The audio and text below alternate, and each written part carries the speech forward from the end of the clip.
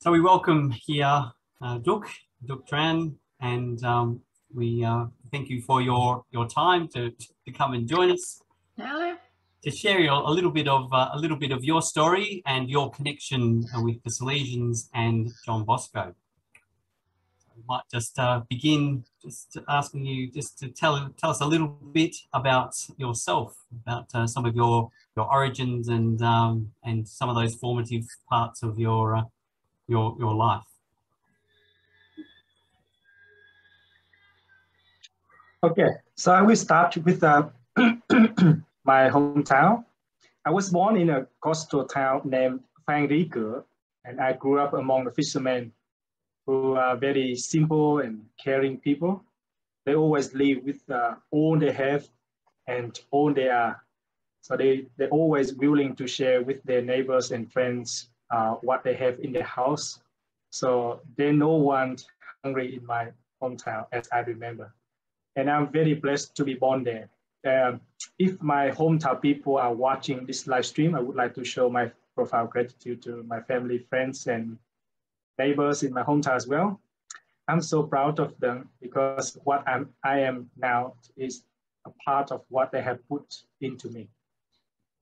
My interest is to study and pass on whatever I learned and experienced in my life journey. A journey in the presence of God, following the footsteps of Don Bosco. I have some hobbies. For example, sometimes I prefer playing games with my brothers, reading books, going out with young people, just chit chat. Yeah, so that's all about me. Fantastic! Wow, I'm sure there's a lot more about you, but it's some of you that. Now you so you mentioned that your family is and place that you came from, is a very big part of your experience, but you also mentioned Don Bosco, and so where did you first maybe meet Don Bosco in others, and what were some of those qualities that might have sort of shone out for you initially? Yeah, it's quite interesting. When I drive in Australia, maybe many people think that I first encountered the Salesian of Don Bosco as a part of a Salesian family, or I was a part of those youth group, have regular activities with the Salesian brothers, fathers, and sisters. But actually, I wasn't. So I encountered the Salesian of Don Bosco the first time in Dalat 16 years ago when I was 17. It's just like yesterday. I still remember this Lunar New Year trip, which was a thankful gift from my parish priest to all the youth leaders and the catechists of the Eucharistic youth movement for our hard work during that year. And we stay at a house which is entrusted to the care of the Salesian priests and brothers in Dalat city. And their hospitality, generosity, and warming care were so striking. I have to confess that they did make a good first impression, and their images in my heart are really inspiring. I heard of their preventive system the first time there as well, and that initiated my curiosity. At the time, I did not recognize, but later, when I reflect on it, I became aware that it is the beginning of my Salesian vocation, actually. And I kept that first impression in my mind until I moved to Saigon for my university. There, I joined their Sunday activities for students who were discerning their life vocation. Then gradually, my vocation was found among Salesian and nurtured by many Salesian priests, brothers, friends, sisters, cooperators. Yeah. Thank you. And so when you talk about your connection with the Salesians, is there one quality that you admire in Don Bosco? For me, Don Bosco is a great saint for the young. As St. John Paul II proclaimed that he is the father, the teacher, and friend of the youth, Don Bosco said, "It is enough that you're young for me to love you." Don Bosco loved the young as they are in God's sight, not as he likes or in the way that he prefers. That is what I admired him. He bent his will and nature to follow God's will in loving and caring for the young and the poor, especially the street boys who were homeless in this time.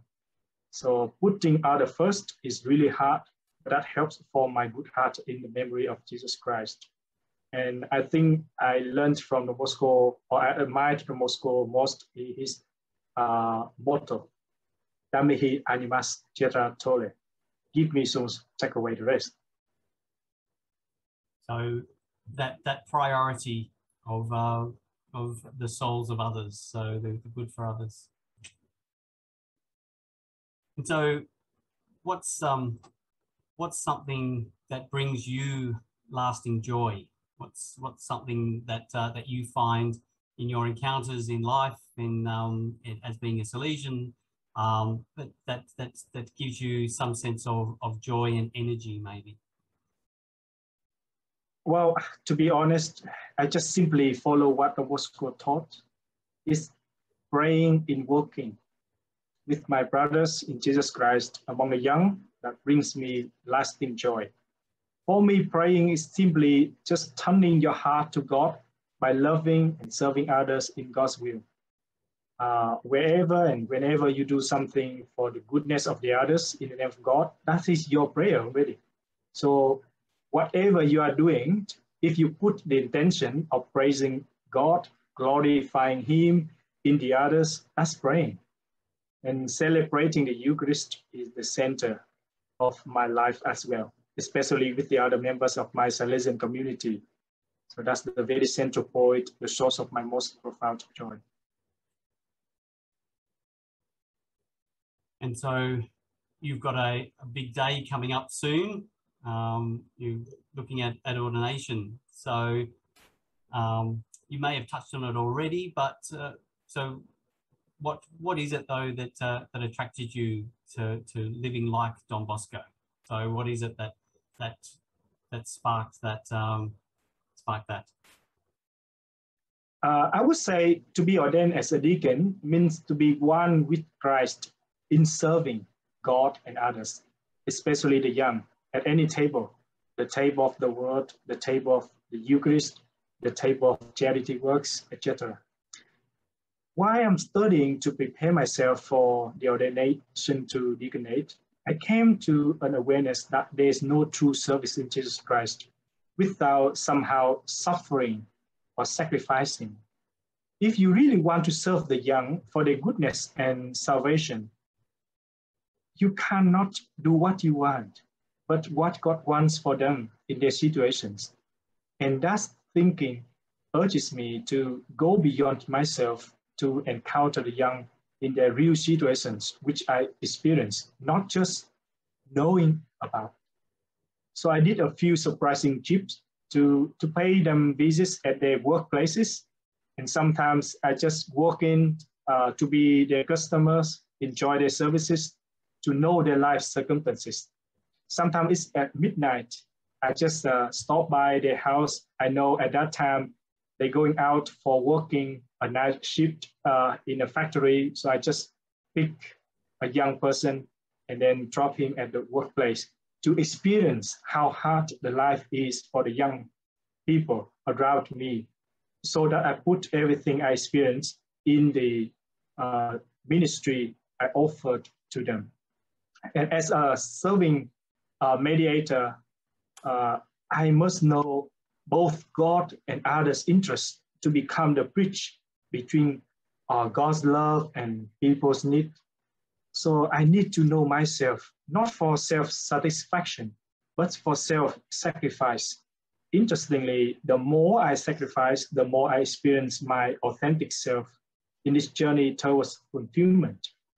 As Don Bosco said, Damiki ad animas cetera tole, give me souls, take away the rest. I would like to offer myself to the service of all the souls, especially the young, And while I'm offering myself, I become myself, the true self, which God wants me to be. We're all called to be our true self. So it's yeah, that's true. That's one true. thing it's one thing to say it, the other thing to live it. So that's it's a good. That's the hard part. That's the hard part, but it's a good commitment to strive towards. And so in ministering to young people, you hopefully give them hope. So this year's Strenna, the Salesian Strenna, was moved by hope. So what implications does that have for you and your ministry? How might you see hope being lived out? Well, I had the chance to read the strengthener for this year, and for me, hope is distinct from expectations. Is it not what we want to achieve or expect to happen in the future? It is the underlying motive driving our life in its entirety towards the fullness of life, here on earth and later in the heaven as well. So hope appears to us and to myself in a form of meaningful and purposeful life, in which we experience the synthesis of, both a self-awareness, self-development in the history of time and space. So hope begins with the past, continues in the present, and will complete in the future when everything is brought to the everlasting destination of existence. And from that conviction, in whatever situation, I think that positive mindset, looking for a good way to live, a good goal to achieve, moving forward together, is what hope means. Life's journey is not always smooth, as you know. We enjoy it anyway. Sometimes we have ups and downs of life, but we achieve by getting over it. And I think life without challenges is so boring. And I think when we overcome those ups and downs moments in our life, that's how life makes our humanity review its goal of loving to the end, no matter what. It's not about what you achieve, but how you deal with the challenges. So the question is not, what's the goal, but how you reach that, why you reaching that goal is very much the hope for you. And that tells me who I am, who you are, and makes me to become who I am to be. So just live every moment of life in the presence of God, as Don Bosco said. That's enough for me to bring the hope to the others.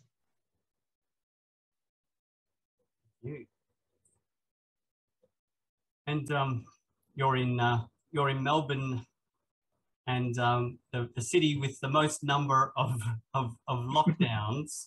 That's right. So that would be something that with most number of days of lockdowns, and so that could easily dampen somebody's hope. So did you do anything special though? Or what was the first thing that you might have done, so like after lockdown, that you were sort of hoping to do that we weren't able to do during lockdown? I think the very first thing, which was so special to me when I did after the lockdown, that I did have a brekkie with the youth leaders in Collingwood Church.